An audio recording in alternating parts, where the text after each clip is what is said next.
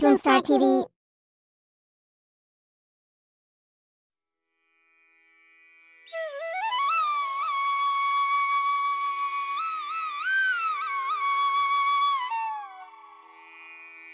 बहुत वक्त पहले की बात है।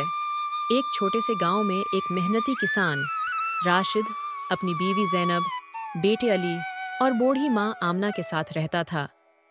उसका एक छोटा सा खेत था जिसमें वो दिन रात मेहनत करता ताकि अच्छी फसल उगा सके और अपने ख़ानदान के ख्वाब पूरे कर सके।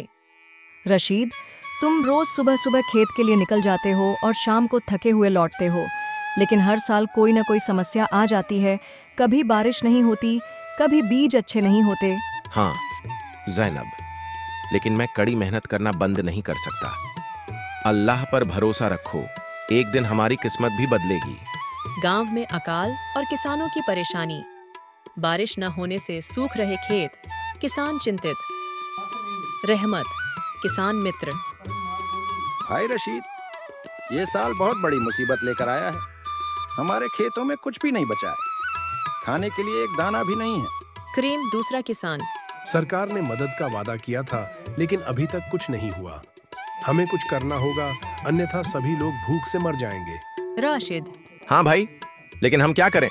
रहमत, कुछ लोग कह रहे थे कि जावेद सेठ से कर्जा ले लिया जाए। करीम, क्या जावेद सेठ? वो बहुत लालची और जालिम इंसान है। जो भी उसके पास गया, इसकी जमीन जब्त कर ली गई। राशिद, लेकिन हमारे पास और कोई रास्ता भी तो नहीं है। मेरे बच्चे भूखे हैं, मुझे कुछ ना कुछ करना होगा। सब सोच में पड़ जाते हैं। राशिद अफसरदा होकर अपने घर की तरफ चल पड़ता है। जावेद सेठ का बड़ा सा हवेली नुमा घर।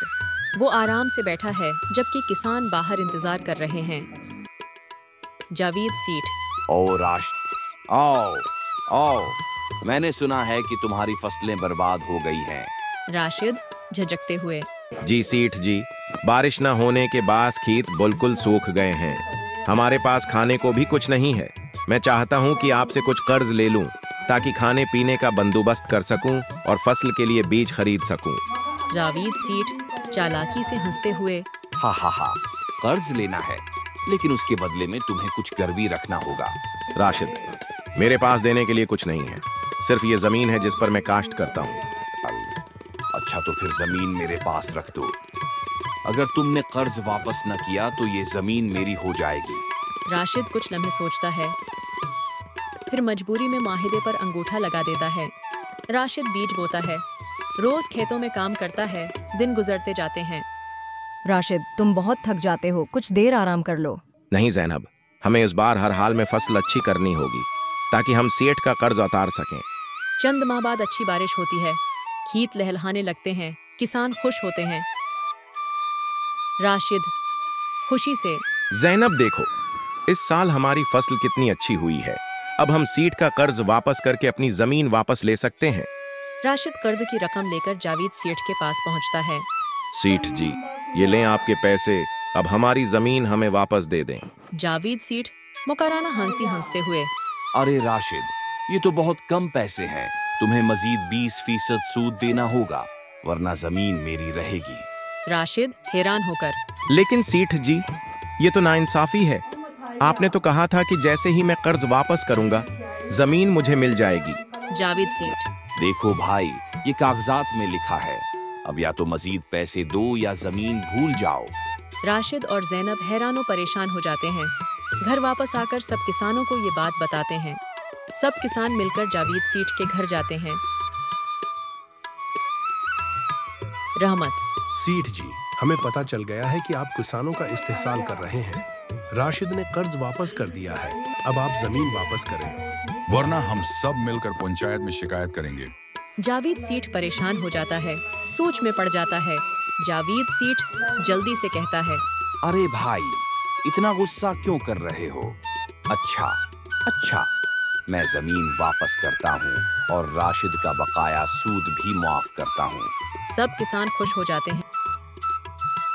राशिद अपनी जमीन वापस ले लेता है। राशिद अपने खेत में काम कर रहा है। ज़ैनब और अली मुस्कुरा रहे हैं। किसान आपस में खुश हैं। राशिद खुशी से। ज़ैनब, देखो, हमारी जमीन वापस आ गई। ईमानदारी और मेहनत कभी रायगा नहीं जाती। रहमत। और इत्तेहाद में ताकत होती है। अगर हम सब मिलकर काम करें तो किसी भी जालिम का मुकाबला कर सकते हैं। और इत्तेहाद में ताकत होती है। अगर हम सब मिलकर काम करें तो किसी भी जालिम का मुकाबला कर सकते हैं। सब किसान खुश होते हैं। ये कहानी किसानों की मेहनत, ईमानदारी और इत्तेहाद का सबक देती है। जब सब मिलकर जालिम के खिलाफ खड़े होते हैं तो वो झुकने पर मजबूर हो जाता है।